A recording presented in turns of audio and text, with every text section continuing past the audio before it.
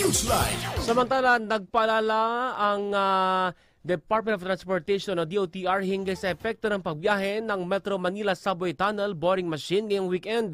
Sinalabas pong pahayag ng DOTR, magkakaroon ng mabigat na daloy ng trapiko sa ilang bahagi ng Quezon City at Ortigas mula alas 10 ng gabi hanggang alas 4 ng hapon ng Pebrero 2 o ngayon po yan hanggang bukas February 3 at February 4 hanggang February 5.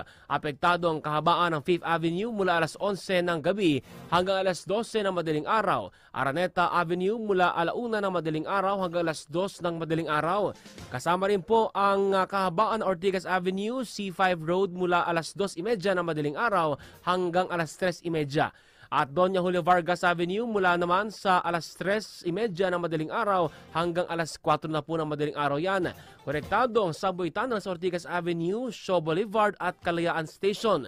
Samantala, Lightmates, plano po ng ahensya ng Marangkada ang partial operation ng subway tunnel bago matapos ang termino ni Pangulong Ferdinand Marcos Jr.